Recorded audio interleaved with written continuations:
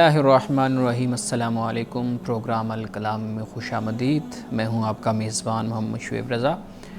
ناظرین کرام، پروگرام کے پہلے حصہ میں ہم قرآن کریم کی کچھ آیات کو سمجھنے کی کوشش کرتے ہیں اور دوسرے حصہ میں اپنے عہد کے نمائندہ سیاسی، سماجی، مذہبی موضوعات پر پیدا ہونے والے سوالات کے جوابات ایک نئے نقطہ نظر سے جاننے کی کوشش کرتے ہیں۔ حسب سابق ہمارے ساتھ شریک گفتگو ہیں جناب محمد امانت رسول صاحب۔ ہمارے ساتھ خوش آمدید، بہت شکریہ آپ کے وقت کا۔ میری معاونت کے لیے موجود ہے مس نورین صاحبہ، thank you so much madam. ناظرین کرام، آپ کی اسکرین پہ ہمارا واٹس ایپ نمبر آ رہا ہوگا، آپ اپنے سوالات ہمیں بھیج سکتے ہیں، ہم انشاءاللہ آپ کے سوالات کو ضرور ایڈریس کریں گے۔ امانت صاحب، ہم گفتگو کر رہے تھے سورۃ الشعراء اور تقریباً ہم جو آخری آیات ہیں، اختتامی جو آیات ہیں اس سورت کی، ان پر ہی ہم تقریباً گفتگو کر رہے ہیں۔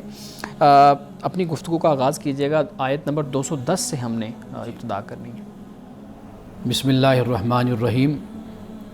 وما تنزلت بہ الشیاطین، اور اس کو شیاطین لے کر نہیں اترے، یعنی قرآن مجید کو۔ وما ینبغی لہم وما یستطیعون، اور یہ ان کے لائق بھی نہیں ہے اور نہ وہ ایسا کر سکتے ہیں۔ انہم عن السمع لمعزولون، اور انہیں سننے سے بھی روک دیا گیا ہے۔ یہ حفاظت کا خدائی نظام ہے، اور قرآن کریم کی حفاظت کا، یعنی وہی صحیح، اور اللہ تعالیٰ کی جو خبریں ہیں، الہامی خبریں، ٹھیک، اس میں یہ کسی قسم کی مداخلت بالکل نہیں کر سکتے، ٹھیک ہے، اور شیاطین اس کے قریب بھی نہیں اس کے جا سکتے۔ ٹھیک۔ قرآن مجید میں ایک مقام نہیں، کئی مقامات ہیں۔ سورۃ الجن میں بھی آپ دیکھ لیجئے۔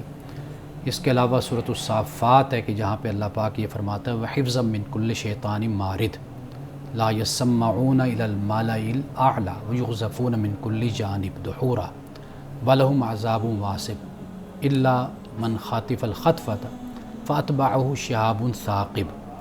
اب جو شہاب ثاقب ہے، یعنی یہ شعلہ، دہکتا ہوا شعلہ، یہ ان کا پیچھا کرتا ہے۔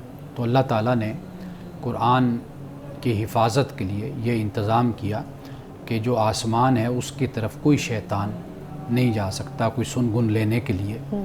تو اگر کوئی ایسی کوشش بھی کرتا ہے تو شہاب ثاقب اس کے پیچھے لگا دیے جاتے ہیں، جو اس کو ختم کر دیتا ہے۔ آگ ہے یہ؟ دہکتا ہوا شعلہ، جیسے ہم کہتے ہیں، دہکتا ہوا شعلہ، شہاب ثاقب، شہاب مبین بھی کہا گیا ہے۔ اور اسی طرح ایک اور مقام پر بھی اسی بات کو بیان کیا گیا کہ وَحَفِظْنَاهَا مِن كُلِّ شَيْطَانٍ رَجِيمٍ إِلَّا مَنِ اسْتَرَكَ السَّمْعَ فَأَتْبَعَهُ شِهَابٌ مُبِينٌ۔ اچھا، کہ یہ اللہ تعالیٰ نے اس کو محفوظ کر دیا، آسمان کو، سمائے دنیا کو، کس سے؟ شیطان الرجیم سے، مردود شیطان سے۔ اور اگر کوئی چوری چھپے کچھ کرنا بھی چاہتا ہے تو یہ جو شہاب مبین ہے، شہاب ثاقب ہے، یہ اس کے پیچھے لگ جاتا ہے۔ صحیح۔ اسی طرح ایک اور مقام پر فرمایا وما هو بقول شیطان الرجیم، کہ یہ جو قرآن ہے کہ یہ شیطان رجیم کا، شیطان مردود کا قول نہیں ہے۔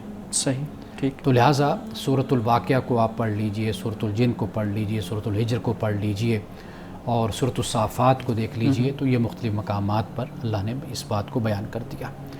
اس لیے کہ کفار جو تھے وہ عادی تھے شاعری کے، کہانت کے، صحیح، اور جادوگری کے، نجوم والا جو معاملہ، نجوم کے، ان معاملات کے۔ تو لہٰذا وہ رسول اللہ صلی اللہ علیہ وسلم کے حوالے سے بھی اسی طرح کے الفاظ بولا کرتے تھے۔ مجنون کہا گیا، کاہن کہا گیا، شاعر کہا گیا۔ کاہن کو ایکسپلین تھوڑا کاہن یعنی جو مستقبل کی باتیں بتاتا ہے، تو یعنی اس کو جو علم حاصل ہوتا ہے وہ جنوں کے ذریعے سے حاصل ہوتا ہے، ٹھیک ہے، یعنی ایسے طریقے کے جو غیر اخلاقی بھی ہیں، غیر دینی مذہبی بھی ہیں، تو اس طریقوں سے علم حاصل کرنے کی آنے والے وقت کی کوشش کرنا، تو وہ کاہن۔ چونکہ جو نبی ہوتا ہے وہ بھی آنے والے وقت کی چونکہ خبر دیتا ہے، بتاتا ہے، غیب کی خبریں دینے والا ہوتا ہے، اللہ کی طرف سے وحی اترتی ہے۔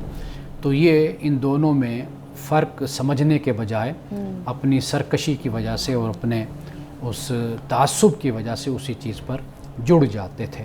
تو لہٰذا اس بات کو قرآن پاک نے، یہ صرف رسول اللہ صلی اللہ علیہ وسلم کے ساتھ نہیں بلکہ پہلے انبیاء کے ساتھ بھی ان کا رویہ جو تھا وہ یہی تھا۔ تو یہاں پر قرآن پاک میں اس بات کو واضح طور پر بیان کر دیا ہے کہ بھئی ان کی کوئی اب ہمت نہیں ہے کہ یہ آگے بڑھ سکیں. اللہ تعالیٰ نے سارے دروازے اب ان کے سنگون کے وہ بند کر دیے ہیں. اور سورۃ الجن میں تو خاص طور پر اس کو بالکل واضح طور پر اس طرح بیان کر دیا کہ بھئی کہ کوئی بڑا واقعہ رونما کوئی ایسا ہونے والا ہے کہ اللہ نے کوئی ایسا انتظام کر دیا. ایسے لگتا ہے آسمانوں پر کہ مولیت حرسن شدیدم و شہوبا، کہ ایسے لگتا ہے کہ یہ جو آسمان ہے اس کو سخت قسم کے جو پہرے دار ہیں اور ان سے اور شہابوں سے بھر دیا گیا ہے. اب کوئی شیطانی جو معاملہ ہے وہ عمل دخل نہیں. لیکن ہمارے ساتھ سوال یہ ہے کہ اللہ تعالیٰ نے ان کو اتنی پاور دی کیوں تھی ان شیطانوں کو یا جنوں کو کہ یہ سنگن لینے کی کوششیں کرتے تھے؟ یہ کیوں ان کو اتنی پاور دی گئی تھی؟ واضح بات ہے کہ جو منفی طاقتیں ہوتی ہیں وہ بھی کائنات میں دنیا میں ان کا اپنا کردار ہوتا ہے. یہ اللہ تعالیٰ کی پلاننگ کا حصہ تھا، اپنا وجود ہے. بالکل وہ ایک اللہ سبحانہ و تعالیٰ کی جو قدرت ہے اور جو حکمت ہے اور جو اس کا علم ہے اس کے تحت یہ سارا نظام ہے اس کائنات کا. اور ان کو جو طاقت ملی وہ ایک منفی طاقت ہے. دونوں طاقتیں اس کائنات میں موجود ہیں، مثبت بھی ہیں منفی بھی ہیں، خیر بھی ہے شر بھی ہے. دونوں طاقتیں دنیا میں اپنا کام کر رہی ہیں. تو لیکن یہ ہے کہ اللہ سبحانہ و تعالیٰ نے جو یہ آیات نازل فرمائی اور جو جس انتظام کا ذکر کیا، یہ در حقیقت قریش کو اور کفار کو منکرین کو اس کا جواب دیا کہ بھئی اب یہاں پر اس حوالے سے کسی قسم کی کوئی گنجائش نہیں. لا یمسّ الا المطہرون، اس قرآن کو بڑی پاکیزہ جماعت جو ہے پاک جماعت وہ اس کو لاتی ہے. جو تمہارا خیال ہے اس کا ذکر پھر اب آگے اللہ پاک بیان کرتا ہے کہ شیاطین کس کے پاس آتے ہیں اور ان کے ساتھ کیا گفتگو ہوتی ہے اور ان کو کیا نظریات اور کیا خیالات یہ شیاطین دیتے ہیں. تو یہ ہم آگے جا کر پڑھیں گے. اب یہاں پہ فرمایا فَلَا تَدْعُ مَعَ اللَّهِ إِلَٰهًا آخر، پس تم اللہ کے ساتھ کسی دوسرے معبود کو نہ پکارو، اللہ کو چھوڑ کر دوسروں کو مت پکارو. فَتَكُونَ مِنَ الْمُعَذَّبِينَ، ورنہ پھر تم سزا پانے والوں میں سے ہو جاؤ گے. اب اس کے بعد رسول اللہ صلی اللہ علیہ وسلم سے اللہ پاک نے فرمایا کہ وَأَنذِرْ عَشِيرَتَكَ الْأَقْرَبِينَ، کہ جو آپ کے رشتہ دار ہیں قریبی رشتہ دار ہیں ان کو بھی آپ ڈرائیے، ان کو بھی وارن کیجئے، ان کو بھی خبردار کیجئے. اس لیے کہ آغاز تو یہی سے ہی ہوتا ہے. یعنی انسان سب سے پہلے اپنے جو قریبی ہوتے ہیں رشتہ دار ہوتے ہیں گھر والے ہوتے ہیں خاندان والے ہوتے ہیں تو پہلے اللہ تعالیٰ یہ حکم دیتا ہے کہ ان کو تم، یہ نہ ہو نا کہ گھر سے باہر تو تبلیغ ہو رہی ہو اور اپنے رہ اور گھر میں تبلیغ نہ ہو. تو سب سے پہلے تو اس کے مخاطب گھر والے ہوتے ہیں، اپنا قبیلہ ہوتا ہے، رشتہ دار ہوتے ہیں. اب اس کے بعد فرمایا وَخْفِضْ جَنَاحَكَ لِمَنِ اتَّبَعَكَ مِنَ الْمُؤْمِنِينَ، اور ان لوگوں کے لیے اپنے بازو جھکائے رکھو جو مومنین میں داخل ہو کر آپ کی پیروی کرتے ہیں. یعنی مومنین ان کے لیے آپ اپنے بازوؤں کو بچھائے رکھیں. یعنی بازوؤں کو بچھانے سے مراد یہ ہے کہ ان کی عزت کا خیال رکھیں، ان کو عزت دیں، ان کو ویلکم کہیں، ان کو خوش آمدید کہیں. اور اسی بات کو سورۃ الانعام میں بھی اللہ پاک نے بیان فرمایا اور اسی بات کو سورۃ الکاف میں بھی بیان فرمایا ہے کہ جو لوگ آپ کے پاس آتے ہیں ایمان لانے والے ہیں، آپ کے پاس آتے ہیں صبح و شام، اللہ کی رضا چاہتے ہیں، اللہ کی عبادت کرتے ہیں، اللہ سے محبت کرتے ہیں، تو آپ ان پر خصوصی اپنی نظر آپ رکھیے، ان سے اپنی نظروں کو آپ مت پھیریے. تو فرمایا فِنْ عَصَوْكَ، پھر اگر وہ آپ کی نافرمانی کریں تو فقل، تو آپ ان کو کہہ دیجئے کہ انی بریء مما تعملون، کہ بے شک میں بری ہوں اس سے جو تم کرتے ہو. وتوکل علی العزیز الرحیم، اور اللہ پر آپ توکل کیجئے، کس پر؟ عزیز رحیم پر، غالب رحم کرنے والے پر آپ توکل کیجئے. عزیز رحیم دونوں باتیں ساتھ یہاں پہ بیان ہو، اس لیے کہ عزیز غالب ہے اللہ اور رحیم سے مراد رحم کرنے والا ہے. تو غالب کن پر ہے؟ یعنی وہ جو اپنے آپ کو طاقتور سمجھتے ہیں، رب کی نافرمانی کرتے ہیں، تو فرمایا کہ تم اللہ کی گرفت سے باہر نہیں نکل سکتے. رحیم ان کے لیے ہیں کہ جو اللہ کی فرمانبرداری کرتے ہیں، مطیع رہتے ہیں اللہ کے، تو لہٰذا ان کے لیے اللہ تعالیٰ خوشخبری دیتا ہے کہ بھئی میں تمہارے لیے رحیم ہوں. صحیح. آگے پڑھ لیجیے. ہم ایک بریک لے لیں، اس کے بعد پھر اس کو جاری رکھتے ہیں. ناظرین کرام، یہاں وقت ہوا چاہتا ہے ایک بریک کا، ہمارے ساتھ رہیے گا.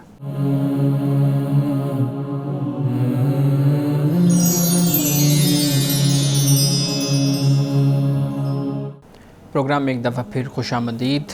جی امان صاحب، یہ آگے اس کے بعد فرمایا الذی یراک حین تقوم، کہ اللہ سبحانہ و تعالیٰ کی ذات وہ ہے کہ جو آپ کو دیکھتی ہے اس وقت جب آپ اٹھتے ہیں، یعنی عبادت کے لیے، معاملات کے لیے اٹھتے ہیں صبح تہجد کے وقت. وتقلبک فی الساجدین، اور آپ کی جو نقل و حرکت ہے سجدہ کرنے والوں کے درمیان، یعنی ایمان والوں کے درمیان، وہ بھی اللہ تعالیٰ دیکھتا ہے.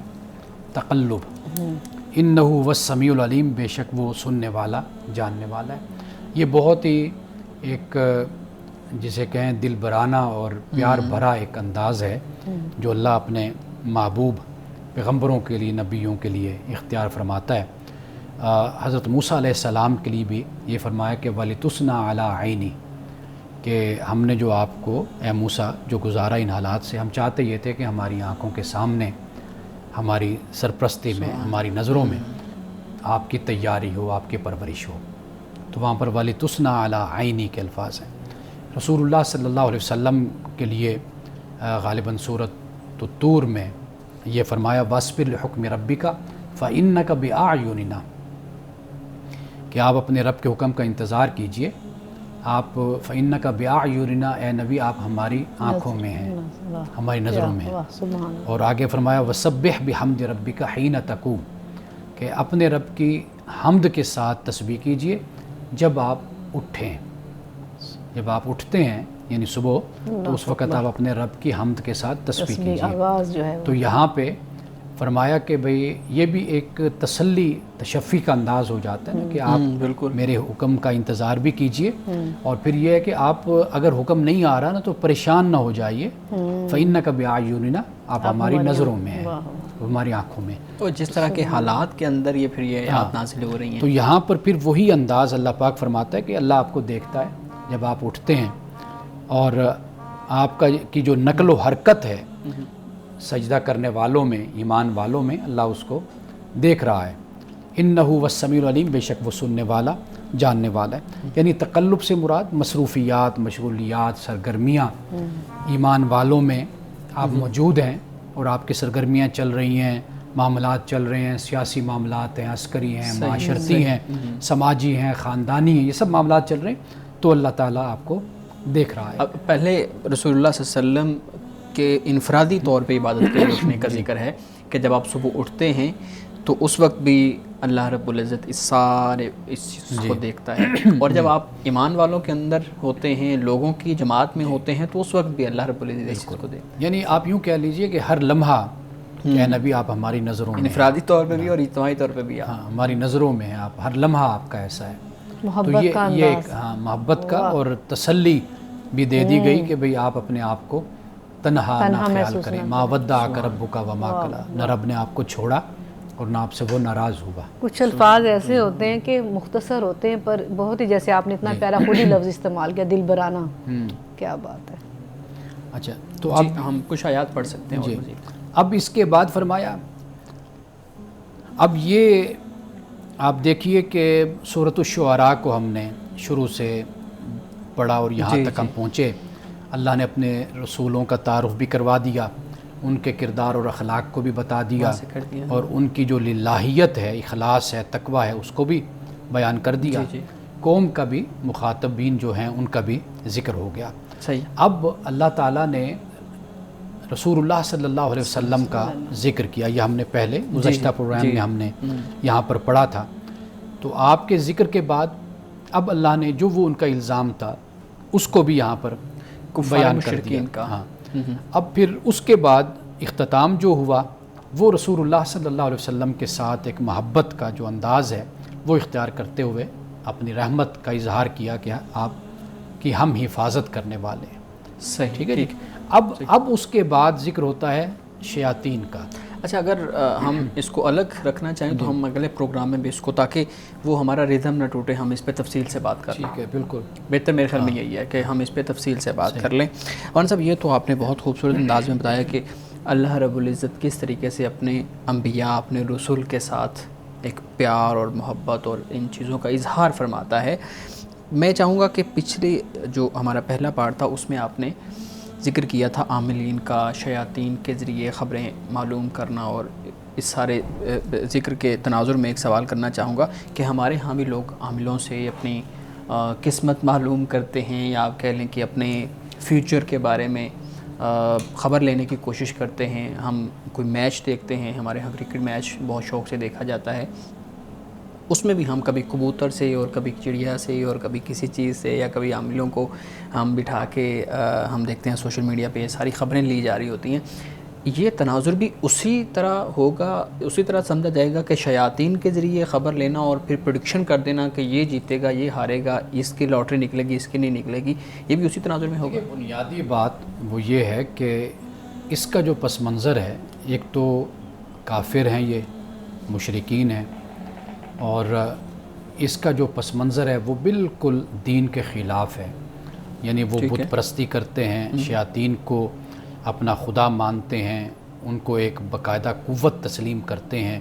مشرکین تو یہاں تک کرتے تھے، یعنی اسلام سے پہلے، کہ وہ اپنے بچوں کو بھی ذبح کر دیتے تھے. جی جی جی. شیاطین کے اپنے بتوں کی خوش کرنے کے لیے، خوشی کے لیے، ان کی بلی دینا کہتے تھے نا، خوشنودی ان کی حاصل کرنے کے لیے، تو وہ یہ طریقے بھی اختیار کرتے تھے. تو ان کا تو معاملہ یہ ایسا تھا، تو لہٰذا اس پس منظر کو آپ ضرور سامنے رکھیے. باقی ایک معاملہ یہ ہوتا ہے کہ کچھ لوگ اپنی جہالت کی وجہ سے کچھ ایسی حرکات کرتے ہیں. ایک درجہ یہ بھی سوسائٹی میں ہوتا ہے پست درجہ، یعنی اپنے چھوٹے چھوٹے کاموں کے لیے یا ایسے کام کہ جو غیر اخلاقی قسم کے کام ہیں اور جن میں کوئی نیکی کا کوئی پہلو نہیں ہوتا، اس کے لیے کرنا. ایک ہوتا ہے کہ ویسے بطور علم کے ایک چیز کو آپ استعمال کرتے ہیں، یعنی اس طریقے سے تاکہ کوئی آپ پلاننگ بنا سکیں، کوئی منصوبہ بندی کر سکیں، کوئی حکمت عملی اختیار کر سکیں. یعنی کوئی جنگی معاملات ہیں تو ان میں کوئی معلومات اس طرح کی اس علم سے آپ استفادہ کرتے ہیں، تو وہ بالکل علیحدہ چیز ہے. مؤثر بالذات وہ صرف اور صرف خدا کی ذات ہے، کلی اختیار خدا کو حاصل ہے. عقیدہ ایک مسلمان کا یہ بنیادی طور پہ ہونا چاہیے. بطور علم سے اگر کسی چیز سے بندہ استفادہ کرتا ہے اور کسی توہم کا شکار نہیں ہوتا اور کسی شک شبے کا شکار نہیں ہوتا، اور اس حوالے سے کوئی ایک ایسا عقیدہ نہیں پروان چڑھتا یا چڑھاتا کہ جو بالکل خلاف اسلام ہے، خلاف دین ہے، تو پھر ایک بطور علم کے ہم کہہ سکتے ہیں کہ ان کا استعمال کیا جا سکتا ہے. صحیح. مولانا صاحب اس کو یہاں تک ہی رکھتے ہیں. کچھ میرے پاس متفرق سوالات ہیں، انفرادی طور پہ لوگ پوچھتے رہتے ہیں، تو ہم کبھی کبھی ان کو پروگرام کا حصہ بنا لیتے ہیں.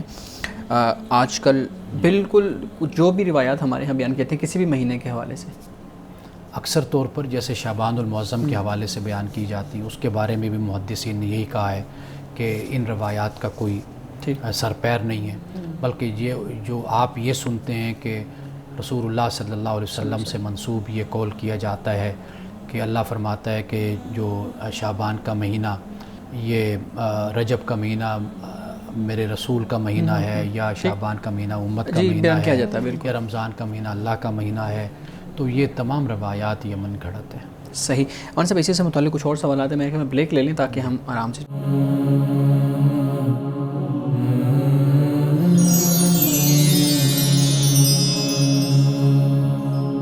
پروگرام میں ایک دفعہ پھر خوش آمدید. جی، قرآن پاک کی بات آپ نے کی، تو ہمارے سب قرآن پاک الحمدللہ تعالیٰ ہر گھر میں موجود ہے، لیکن یہ ہماری زندگیوں میں موجود نہیں.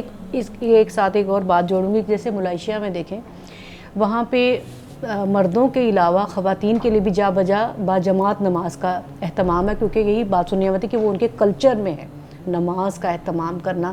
تو یہ جو پہلے تھا کہ جی شرک کی ممانعت ہوئی، وہ تو سب آپ صلی اللہ علیہ وسلم کے زمانے کے بعد آپ کی کوششوں سے ختم ہو گیا، لیکن قرآن ہماری زندگیوں میں کیوں نہیں شامل ہو رہا ہے؟ یہ ہمارے کلچر کا حصہ کیوں نہیں بن رہا ہے؟ ایک بات یہ ہے کہ قرآن مجید کو ہم نے جس طریقے سے اپنے معاشرے میں پیش کیا اور بیان کیا، اس پہلو سے اگر ہم اس کا جائزہ لیتے ہیں تو ہم نے چونکہ قرآن کو ایک فضیلت کی کتاب، یا بدقسمتی ہے کہ ہم اگر کوئی وظیفہ کسی کو بتانا چاہتے ہیں تو قرآن مجید کی آیت ہم بتاتے ہیں. یعنی بچی کی شادی کرنی ہے، یا کسی کو بیٹا چاہیے، یا کسی کو بیٹی چاہیے یا کاروبار کی ترقی کے لیے. جی جی. تو اس طرح کے جو ہمارے معاشرتی سماجی مسائل ہوتے ہیں اس کے لیے ہم نے قرآن مجید کو بطور وظیفہ کے ہم نے اختیار کیا. لیکن ہمیں یہ نہیں بتایا گیا کہ قرآن مجید اللہ کی کتاب ہے اور اللہ نے اس کو اس لیے نازل کیا تاکہ ہم اس سے روشنی حاصل کریں, ہدایت لیں اور اپنی زندگی کے جو مسائل ہیں وہ جس پہلو سے بھی ہیں ان کو ہم قرآن کی روشنی میں حل کریں. یہ باقاعدہ طور پر ایک کلچر ہوتا ہے. یہ ایسے ہی ہے کہ جیسے پرانے زمانوں میں بائبل کو, تورات کو بھی اسی طریقے سے استعمال کیا جاتا تھا. یعنی بجائے اس کے کہ قومیں مسیحیت اور یہودیت اپنی اپنی کتابوں کو پڑھ کر سمجھ ہدایت حاصل کرے, پھر اس سے ہدایت حاصل کرے اور اپنے ذاتی زندگی کے اور اجتماعی زندگی کے مسائل کو حل کرے, وہ اس کے بجائے وہ اس سے دوسرے کام لینے لگ گئی. تو یہ اصل معاملہ ہوتا ہے امتوں میں, قوموں میں. علماء کی ذمہ داری, اہل دانش کی, اہل علم کی ذمہ داری یہی ہوتی ہے کہ وہ اللہ کی کتاب کی طرف جو منزل من اللہ ہے اس کی طرف لوگوں کو اس طرح متوجہ کرے کہ جس سے ان میں بے عملی پیدا نہ ہو اور اللہ کی کتاب سے ان کا تعلق فکری اور نظریاتی اور علمی تعلق قائم رہے. تو تب ہی پھر قوموں کی زندگی میں انقلاب اور تبدیلی بھی آتی ہے, اس کلچر کا حصہ بن جاتے ہیں. آپ صلی اللہ علیہ وسلم نے خواتین سے جب بیعت لی تھی تو اس وقت ان کا کیا طریقہ تھا؟ رسول اللہ صلی اللہ علیہ وسلم نے جو بیعت لی, ہمیں 3 باتیں ملتی ہیں. ایک بات تو یہ ہے کہ آپ صلی اللہ علیہ وسلم چادر یعنی بچھا دیتے تھے, یعنی آپ کا ہاتھ اس چادر کے نیچے ہوتا تھا اور اسی چادر کے نیچے دیگر خواتین اپنا اپنا ہاتھ کر لیتی تھی. ایک تو بیعت کا یہ طریقہ ہوتا تھا, یعنی بڑی چادر ہے, جیسے یہ بڑی چادر یہاں بچھا لی جائے تو اس چادر کے نیچے اپنا ہاتھ رکھ دینا. جو بھی بیعت کرتا تھا, بیعت لیتا تھا, وہ ہاتھ اپنا نیچے رکھ لیتا, اس چادر کے اندر یعنی چھپا دیا جاتا تھا. ٹھیک ہے, ایک علامتی چیز. ایک یہ چیز ہوگی. دوسرا یہ ہوتا تھا کہ کوئی بڑا برتن پانی کا ہے تو رسول اللہ اس میں اپنا ہاتھ ڈال دیتے تھے. جو دوسری خواتین ہوتی تھیں وہ بھی اپنا ہاتھ اس برتن میں ڈال دیتی تھی. یہ بھی ایک بیعت کا طریقہ بعض روایات میں یہ بھی آتا ہے. ایک طریقہ یہ بھی ہے کہ جو صحابیہ ام میمونہ غالباً ان کا نام آتا ہے, انہوں نے اس بات کو بیان کیا کہ رسول اللہ لفظی بیعت لیا کرتے تھے, یعنی جیسے الفاظ میں بولوں تو دوسرا انہی الفاظ کو دہرائے. تو یہ بھی طریقہ ہوتا تھا. تو رسول اللہ صلی اللہ علیہ وسلم, یہ جو میں نے ابھی آپ کو بتایا الفاظ کا, یہ تو سکہ ہے, مستند ہے یہ بات. لیکن ان 2 کے بارے میں جو میں نے بتایا ہے, جو ذکر میں نے کیا ہے, اس کے بارے میں کچھ اختلاف ہمارے سامنے آتے ہیں. صحیح. جی میں سوال کر سکتی ہوں؟ جی جی پلیز. میں ایک سوال یہ کہ یورپ کی دیکھا تھی کہ پہلے یہ چیز یورپ سے میرا خیال ہے جو بھی چیزیں آتی ہیں پہلے ادھر اپلائی ہوتی پھر دوسرے ممالک میں. یہ جو آن لائن چیزیں جیسے آتی ہیں, کھانے کی چیزوں کا بھی رجحان بہت زیادہ پاکستان میں بڑھتا جا رہا ہے. یعنی کہ کچن کو ہماری خواتین نے خیر بات کر دی ہے زیادہ تر, یعنی کہ ہر چیز آرڈر پہ. اور اس کی وجہ سے میں نے کئی لوگوں کے گھر خراب ہوتے بھی دیکھے ہیں کہ مردوں کی کمائیاں اجڑ رہی ہیں, مرد بیچارے بیزار ہو رہے ہیں کہ ہم کس طرح مینیج کریں. تو اس چیز کا نا ہماری فیملی پہ میں دیکھ رہی ہوں بہت اثر, یعنی خاندان کے ٹوٹنے پہ اس کے اثرات پڑ رہے ہیں. میں ایک جگہ پڑھ رہی تھی, آپ میری تصحیح کر سکتے ہیں اگر یہ بات غلط ہو, کہ امریکہ میں 1971 میں 71% لوگ جو تھے نا وہ یعنی خاندان کے ساتھ جڑے ہوئے تھے, ایک ہی فیملی کے انڈر رہتے تھے. اور اس میں وہ وجہ بتاتا ہے کہ بھی گھر میں کھانا سب اکٹھے کھاتے تھے, کچن کے ساتھ ریلیٹ کر رہے ہیں جو تحقیق یہ بتا رہے ہیں. اور آج وہ بتا رہے ہیں کہ یہ شرح جو ہے گر کے 20% ہو گئی ہے. لیکن مجھے تو یہ یہاں نظر آ رہا ہے کیونکہ میرا کئی خواتین کے ساتھ ملنا جلنا ہوتا ہے, لائرز بھی ہیں, وہ بتا رہی ہیں کہ بھی ہمارے پاس ایسے مسائل آتے ہیں کہ بیچارہ مرد کہتا ہے کہ ہماری خاتون جو ہے وہ صبح کی چائے بھی, کیونکہ وہ جاب کرتی ہے خاتون, وہ کہتی ہے یہ چائے بھی آن لائن آئے صحیح ریڈی میڈ. اصل جو بات ہے وہ یہ ہے کہ حالات پر اس کا انحصار ہوتا ہے. جب انسان ایک خاندان کا سربراہ ہے, وہ خامند ہے, وہ بیوی ہے, تو دونوں آپس میں ان معاملات کو مل جل کر حل کرتے ہیں. سب سے بہتر طریقہ یہ ہوتا ہے, یعنی نہ بیوی کو ایسا رویہ اختیار کرنا چاہیے کہ جس سے مشکلات پیدا ہوں, خاندان بکھرے, اور نہ خامند کو. اگر دونوں جاب کرتے ہیں, آئیڈیل صورت تو یہی ہوتی ہے کہ ایک بندہ مثلا مرد ہے وہ معاشی کفالت کا ذمہ دار ہے, عورت گھر کو سنبھالتی ہے, بچوں کو سنبھالتی ہے, سارے معاملات کو دیکھتی ہے. تو یہ تو سب سے آئیڈیل صورت یہی ہوتی ہے جس سے سکون رہتا ہے دونوں کی زندگی میں. جہاں پر کوئی ایسا معاملہ ہو جائے جہاں دونوں کو کام کرنا پڑتا ہے تو واضح بات ہے کہ اب عورت پر ڈبل بوجھ تو نہیں پھر ڈالا جاتا کہ وہ ادھر سے جاب بھی کرے 8 گھنٹے 12 گھنٹے، پھر جا کر گھر بھی جا کر پھر کھانے بھی پکا رہی ہو، یا پھر یہ کہ مرد پھر اس کا تعاون کرے. بالکل تو یا تو اس طریقے سے میاں بیوی، میں ذاتی طور پہ سمجھتا ہوں کہ یہ جتنے مسائل کہ جو ہم باہر بیٹھ کر جن کا حل بتا رہے ہوتے ہیں، اس کا بہتر حل یہی ہوتا ہے کہ میاں بیوی آپس میں طے کریں. اگر باہر سے کھانا بھی آ رہا ہے تو ایک ٹیبل پر سارے بیٹھ کر وہ کھانا کھا بھی سکتے ہیں. تو اس میں وہ جو خاندانی جو انتشار یا خاندانی طور پر بکھرنے کی طرف آپ اشارہ کر رہی ہیں تو وہ مینج کیا جا سکتا ہے. اچھا چلے پھر ایک اور یہ بات تو بتائیں. لوگوں کا آپس میں جو باہمی تعلق ہے جی وہ انہوں نے دیکھنا ہے کہ ہم نے اس کو کس طرح قائم رکھنا ہے اور کس طرح ہم نے مل جل کر چلنا ہے. صحیح صحیح. ناظرین کرام، گفتگو ابھی جاری ہے، یہاں وقت ہوا چاہتا ہے ایک بریک کا، ہمارے ساتھ رہیے.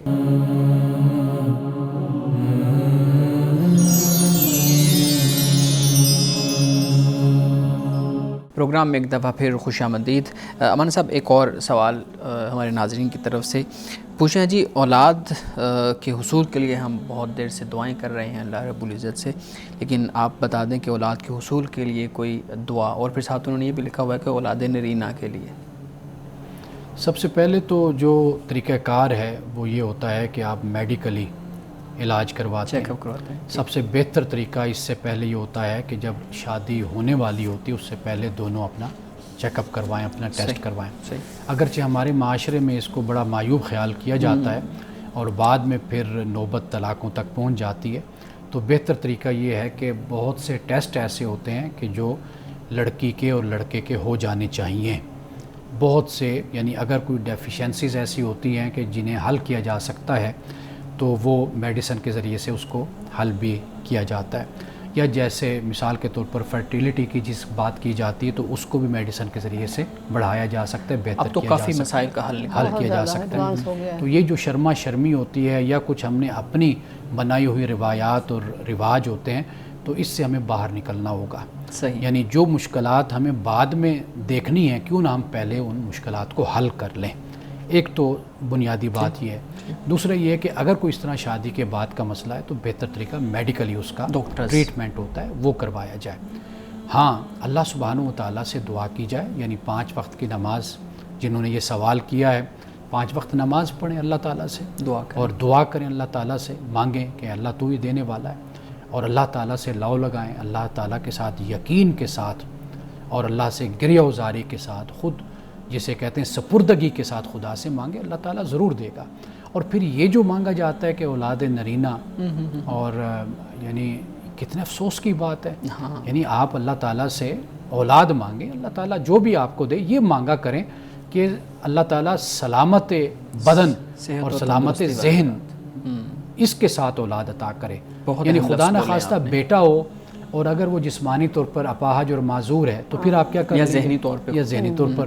تو اس طرح کی دعائیں یا اس طرح کی خواہشیں کرنے کے بجائے اللہ تعالیٰ سے ایسی اولاد مانگی جائے جو قرآن پاک نے جس کو بیان بھی کیا کہ جو اللہ کے نیک بندے ہیں، جو متقین ہیں، وہ اللہ تعالیٰ سے یہ دعا کرتے ہیں، اللہ ہمیں اپنی بیویوں سے یا اپنے بچوں سے ہمیں آنکھوں کی ٹھنڈک عطا فرما، یعنی ان کو ہمارے لیے آنکھوں کی ٹھنڈک بنا. اب میں نے دیکھا ہے جو لوگ بیٹے مانگتے ہیں اور بعد میں جب وہ بیٹے ان کو ستاتے ہیں اور جس طریقے سے ان کی عزت افزائی کرتے ہیں تو وہ خود پھر بیٹھے پچھتا رہے ہوتے ہیں کہ بھئی ہم نے خدا سے یعنی ایسا بیٹا تو نہیں مانگا تھا، دعائیں کر کر کے اولاد لی تھی. لہٰذا اللہ تعالیٰ سے صرف اولاد مانگیں، اور وہ اولاد مانگیں کہ جو جسمانی طور پر اور اخلاق اور کردار میں بہتر ہو، اور والدین کی بھی فرما بردار اور خدا کے بھی فرما بردار ہو. صحیح صحیح. جی میڈم. جی ہمارے صاحب، یہ جو کچھ لوگ ہوتے ہیں جو مدد کرنے میں بہت اپنے دل سے وہ خوش ہوتے ہیں، لیکن ایک ایسا بھی گروہ ہے جو لوگوں کو دینے میں اپنے دل میں بڑی گھٹن محسوس کرتا ہے، دینے کے ان کا انفاق کے لیے دل نہیں چاہتا ہے. ایسے لوگوں کے لیے کچھ آپ بتانا چاہیں گے؟ ایسے لوگوں کو صالحین کی صحبت اختیار کرنی چاہیے، متقین کی اچھی مجلسوں میں بیٹھنا چاہیے، اچھے لوگوں کے پاس جانا چاہیے، اہل علم کے پاس بیٹھیں، اہل تقویٰ کے پاس بیٹھیں. یہ در حقیقت وہ زنگ ہوتا ہے جو دل پر چڑھا ہوتا ہے. تو انسان جب اپنے تزکیے کی طرف، اپنی تطہیر کی طرف آتا ہے تو پھر اس طرح جو مال کی محبت ہے، لالچ ہے، حرص ہے، طمع ہے، اور دوسروں سے خرچ کرنے پر انسان اعراض برتتا ہے یا کنجوسی یا بخل برتتا ہے تو اس کا بہترین علاج یہی ہوتا ہے۔ ویسے قرآن مجید کے بارے میں رسول اللہ صلی اللہ علیہ وسلم نے اس بات کو بیان فرمایا کہ دلوں کا زنگ دو چیزوں سے اترتا ہے، ایک فرمایا قرآن کی تلاوت اور دوسرا موت کو یاد کرنا۔ تو فرمایا کہ قرآن کی تلاوت کیا کرو اور موت کو یاد کیا کرو، تو پھر دلوں سے یہ جو گھٹن ہوتی ہے اور تنگی ہوتی ہے یہ ختم ہو جاتی ہے۔ اچھا، ایک چیز میں نے دیکھی ہے، میرا انالیسز ہے کہ کچھ لوگ نا مدد لیتے ہوئے ڈیزرو کرتے ہیں، یعنی حالات ان کے ٹھیک نہیں ہوتے، سفید پوش آپ انہیں کہہ سکتے ہیں، لیکن وہ دوسروں سے لینے میں نا بڑی جھجک، رکاوٹ یا یہ محسوس کرتے نہیں ہمیں یہ نا لگتی نہیں ہے زکوٰۃ، وہ ڈرتے بھی ہیں لیتے ہوئے۔ اس بارے میں آپ کیا کرائٹیریا بتائیے گا؟ دیکھیے یہ بڑا اچھا سوال ہے۔ نہ لینا پھر بھی بہتر ہوتا ہے کہ انسان اپنی محنت سے اور خود انحصاری سے، خود اعتمادی سے انسان کمائے اور اللہ سے مانگے۔ یہ سب سے بہترین طریقہ اللہ کے نیک بندوں کا یہی ہوتا ہے۔ صحیح۔ منصب حدیث مبارک کا بیان کیجیے گا۔ رسول اللہ صلی اللہ علیہ وسلم نے فرمایا کہ مومن نرم مزاج، باوقار اور ملائم طبیعت کا ہوتا ہے۔ فرمایا کہ وہ سدھائے ہوئے اونٹ کی طرح ہوتا ہے، اگر اونٹ کو باندھ دیا جائے تو فوراً جھک جاتا ہے، اگر چلایا جائے تو چل پڑتا ہے، اور اگر پتھر پہ بٹھا دیا جائے تو بیٹھ جاتا ہے، چٹان پہ بٹھا دیا جائے تو بیٹھ جاتا ہے۔ تو فرمایا کہ مومن اسی طرح ہوتا ہے، یعنی اس کی طبیعت میں اکھڑ پن نہیں ہوتا، ضد نہیں ہوتی، جھگڑا نہیں ہوتا، سرکشی نہیں ہوتی، وہ بہت ہی نرم مزاج کا بھی ہوتا ہے اور متین ہوتا ہے، متانت رکھنے والا ہوتا ہے اور باوقار ہوتا ہے۔ ناظرین گرامی، اس دعا کے ساتھ اپنے پروگرام کا اختتام کریں گے۔ اللہ رب العزت حسن کلام اور تاثیر کلام عطا فرمائے، ہماری زبان کے گروں کو کھول دے اور سننے والوں تک خیر کا پیغام پہنچے۔ اجازت دیجیے، خدا حافظ۔